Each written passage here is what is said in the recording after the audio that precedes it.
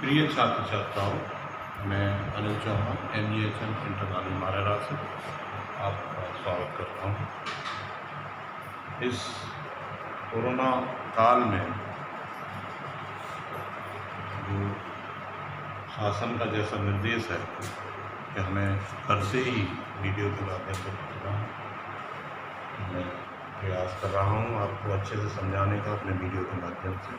और अगर कोई चीज़ समझ में नहीं आती है मुझे आप फ़ोन करके व्हाट्सएप के माध्यम से क्वेरी कर सकते हैं। देखिए, आज का टॉपिक बहुत इम्पोर्टेंट टॉपिक है जिस पर हम चर्चा कर रहे हैं, नेत्र की समंजन क्षमता।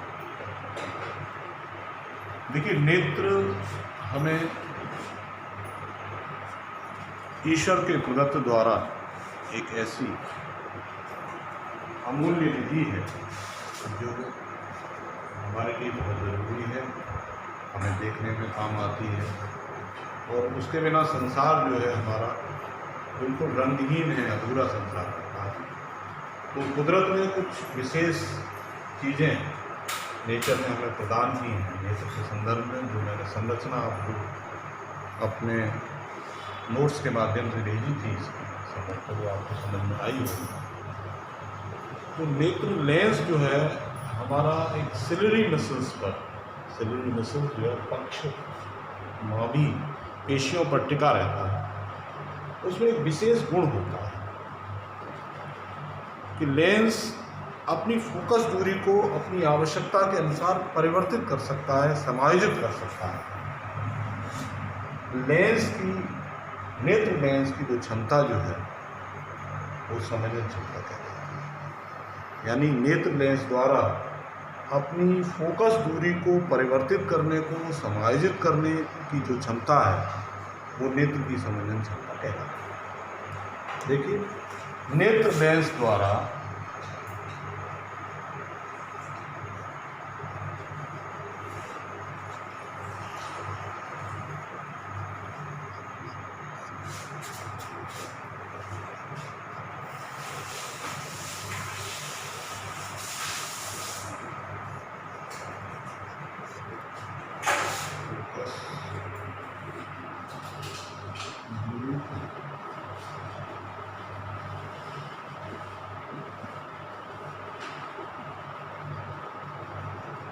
समायोजित करने की क्षमता को नेत्र की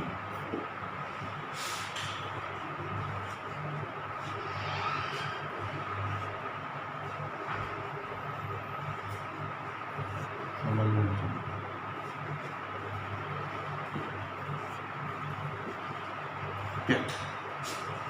देखिए, नेत्र लेंस द्वारा अपनी फोकस दूरी को समायोजित करने की क्षमता को नेत्र की समंजन क्षमता कहते हैं। तो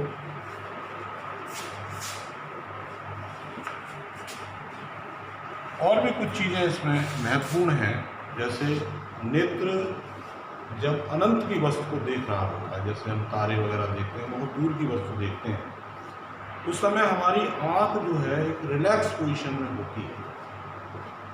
यानी कोई तनाव नहीं होता, कोई दबाव नहीं होता किसी भी तरह का, हमारी मांसपेशियां उसमें ढीली रहती हैं। तो वो बिंदु जो है वो दूर बिंदु कहलाता है। यानी ऐसा बिंदु हमारे आँख से वह अधिकतम दूरी जहाँ पर इस वस्तु को हमारी आँख बहुत आसानी से बिना किसी तनाव के, बिना किसी दबाव के देख सकती है, नेत्र को उसका दूर बिंदु कहते हैं। एक बिंदु को नेत्र का दूर बिंदु कहते हैं। सामान्य और स्वस्थ आँख के लिए हमारे नेत्र का जो दूर बिंदु है वो अनंत पर है। एक स्थिति और आती है कि जब वस्तु हमारे जैसे जैसे अनंत से वस्तु हमारे नज़दीक आती जाती है और हमारी जो नेत्र लेंस है वो अपनी फोकस दूरी को सिलरी मसल्स पर दबाव डाल के चेंज करता रहता है, लेकिन उसकी भी एक सीमा है कि किस सीमा तक वो फोकस दूरी को परिवर्तित कर सकता है बिना किसी तनाव के, बिना आप पर किसी तरह का कोई दबाव नहीं आना चाहिए। ऐसी स्थिति में वो जो निकटतम दूरी है, यानी हमारी आँख से वह दूरी जिस पर स्थित बिंदु, वह न्यूनतम दूरी जिस पर स्थित बिंदु पर किसी भी वस्तु को स्पष्ट रूप से देखा जा सकता है, स्पष्ट उसका प्रतिबिंब हमारे रेटिना पर बनता है, वह बिंदु जो है वो निकट बिंदु है। इस प्रकार हमारे नेत्र के लिए ये दो बिंदु बहुत महत्वपूर्ण हैं। एक फार बिंदु है यानी निकट बिंदु,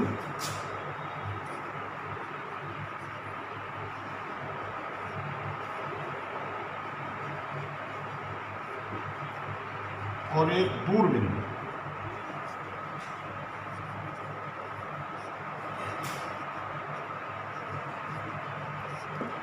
देखिए, सामान्य और स्वस्थ आँख के लिए जो निकट बिंदु होता है वो आँख से 25 सेंटीमीटर की दूरी पर होता है, और दूर बिंदु जो सामान्य और स्वस्थ आँख के लिए होता है वो हमारा अनंत पर होता है। तो जो रेंज है हमारी नेत्र के देखने की वो 25 सेंटीमीटर से लेके और अनंत तक। ये बच्चों इसी से देखिए एक और बहुत महत्वपूर्ण बिंदु है कि स्पष्ट दृष्टि की न्यूनतम दूरी, स्पष्ट दृष्टि की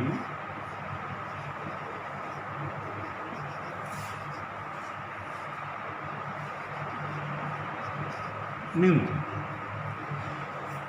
देखिए, हमारे आँख से वह न्यूनतम दूरी जहाँ तक हमारी आँख बिना किसी दबाव के आसानी से वस्तु को देख सकती है, उस दूरी पर स्थित उसको हम कहते हैं स्पष्ट दृष्टि की न्यूनतम दूरी। यानी वही वो बिंदु हमारा निकट बिंदु भी कहलाता है। तो सामान्य और स्वस्थ आँख के लिए ये स्पष्ट दृष्टि की न्यूनतम दूरी जो है वो 25 सेंटीमीटर। तो यहाँ देखिए, हम तीनों जो बिंदु हैं हमारे, उन पर एक बार पुनः मैं आपको समझाने की कोशिश करता हूँ, उसको ध्यान दें कि निकट बिंदु जो हमारे नेत्र का है, यानी हमारी आँख से वह निकटतम बिंदु जहाँ पर स्थित वस्तु को आँख बिना किसी तनाव के स्पष्ट रूप से देखती है, वो बिंदु जो है हमारा निकट बिंदु कहलाता है। और आँख से निकट बिंदु तक की दूरी जो है वो स्पष्ट दृष्टि की न्यूनतम दूरी कहलाती है। सामान्य और स्वस्थ आँख के लिए यह दूरी लगभग जो है 25 सेंटीमीटर है।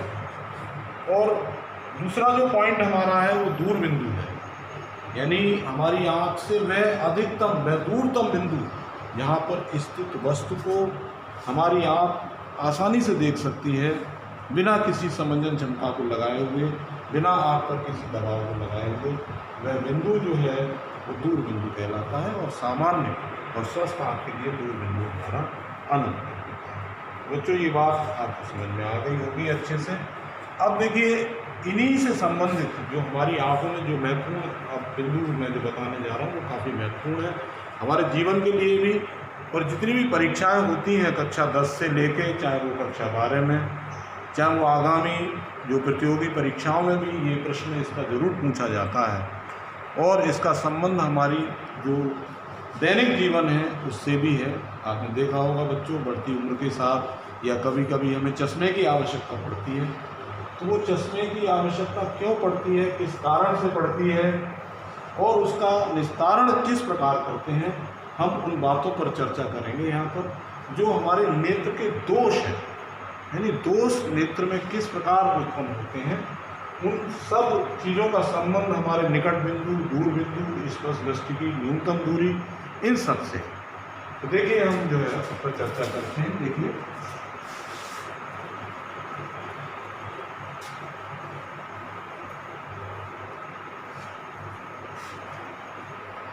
देखो बच्चों, बढ़ती उम्र के साथ हमारी जो सिलेरी मसल्स हैं वो वीक हो जाती हैं,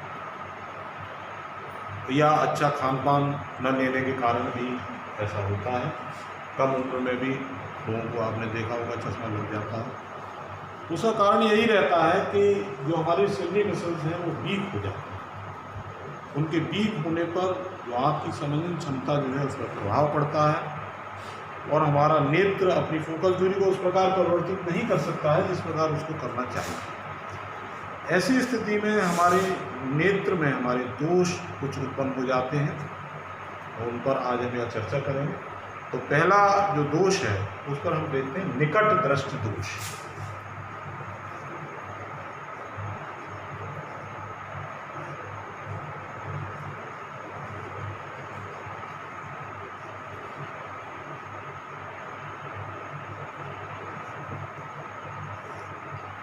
देखिए, बहुत महत्वपूर्ण दोष है। ये एक ऐसा दोष है, आंख में होने वाला ऐसा दोष जिसमें वस्तु को, निकटवर्ती वस्तुएं तो आसानी से दिखाई देती हैं, लेकिन एक निश्चित दूरी से आगे की वस्तुएं स्पष्ट दिखाई नहीं देती।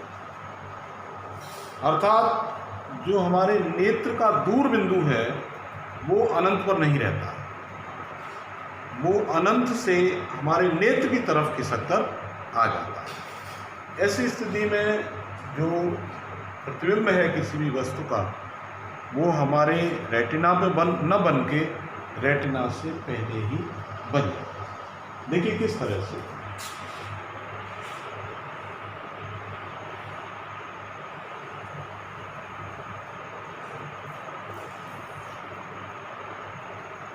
देखिए बच्चों, ये नेत्र है,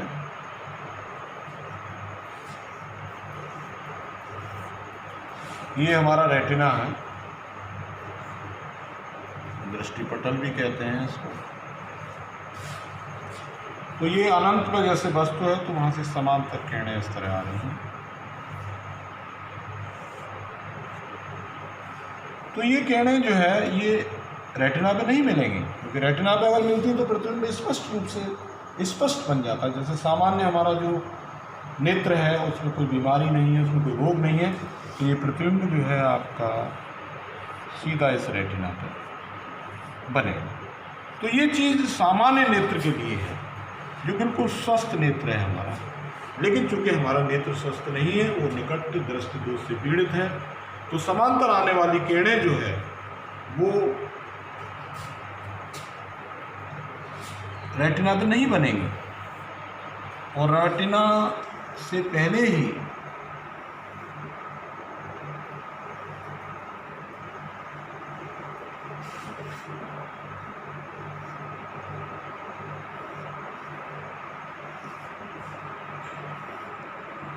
फोकस हो। तो ये स्वस्थ आंख है, सामान्य नेत्र।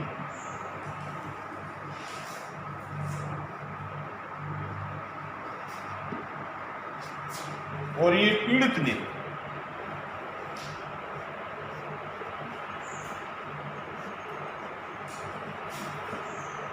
जी,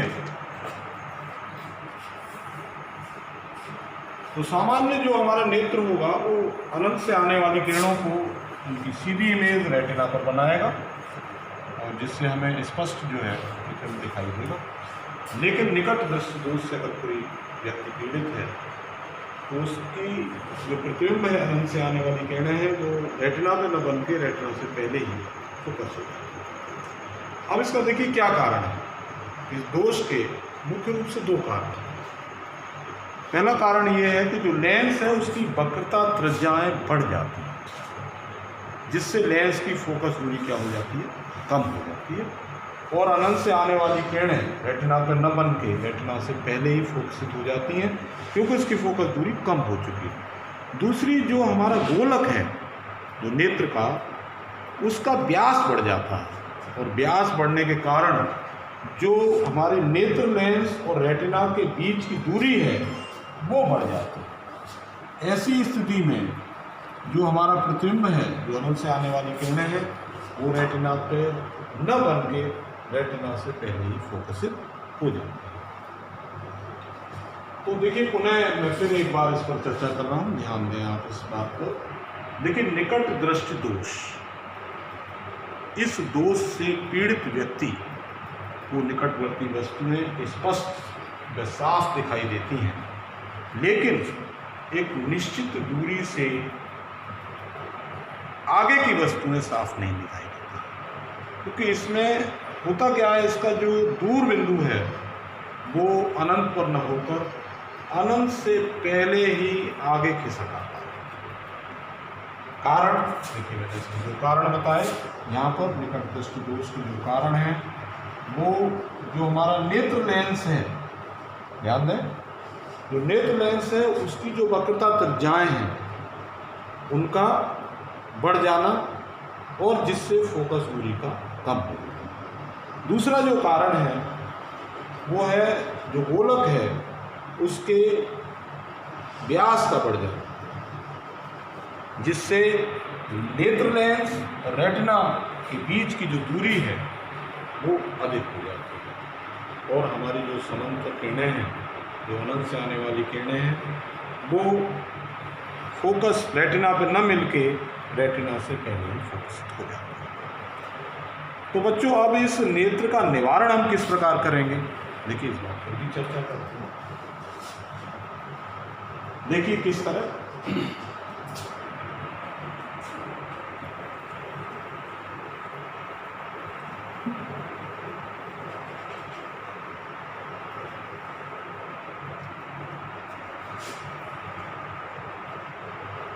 देखिए ये हमारा नेत्र,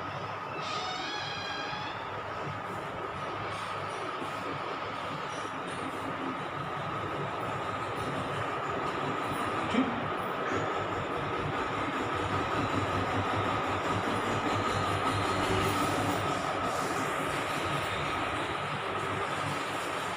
अब नेत्र का जो दूर बिंदु है वो अनंत पे नहीं है, अनंत से खिसक कर ये यहाँ पर,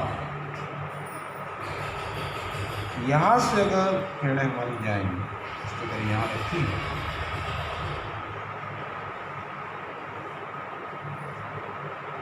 तो ये प्रतिबिंब रेटिना पर बन जाए इस तरह। तो बच्चों, हमें ऐसी व्यवस्था करनी है कि अनंत से आने वाली किरणें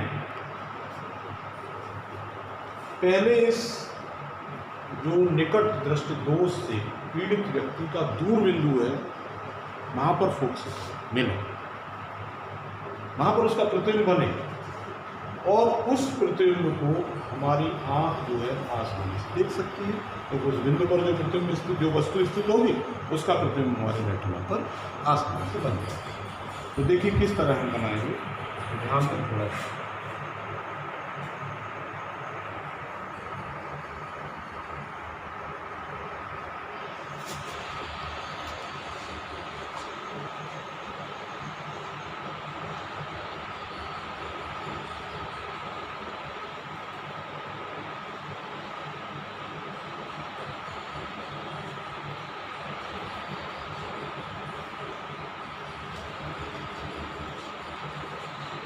देखिए एक ऐसे अवतल लेंस का प्रयोग करेंगे, अपसारी लेंस का,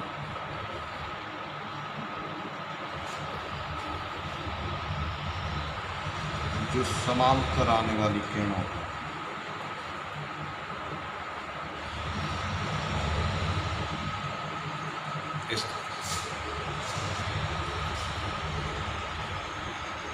इस तरह से ऐसा लगेगा ये इसके फोकस।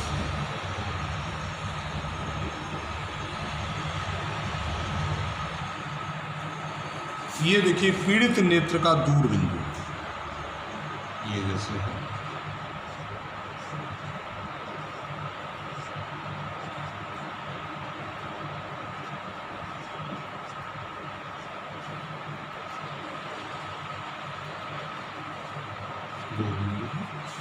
तो ये जो किरणें हैं इस तरह से, ये रेटिना पर इसका ये इस तरह से बन जाए।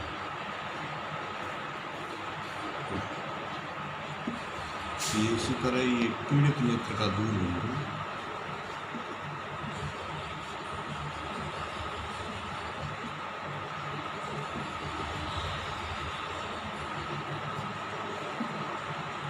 ये। तो बच्चों देखिए, इस दोष के निवारण के लिए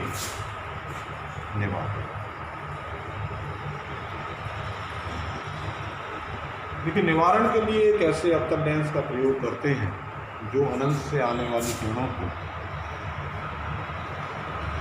अपसरित करके पीड़ित नेत्र के मूल बिंदु पर फोकसित कर देता है, और वहाँ उस वस्तु का प्रतिबिंब जो है वो सीधे सीधे हमारे रेटिना पर बन जाता है।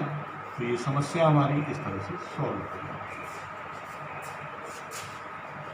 उम्मीद है बच्चों ये टॉपिक आपको अच्छे से समझ में आया होगा, और मैं इससे संबंधित नोट्स आपको भेजने का प्रयास करूँगा जल्दी ही। उसको अच्छे से समझें और आगे हम लोग कल चर्चा करें।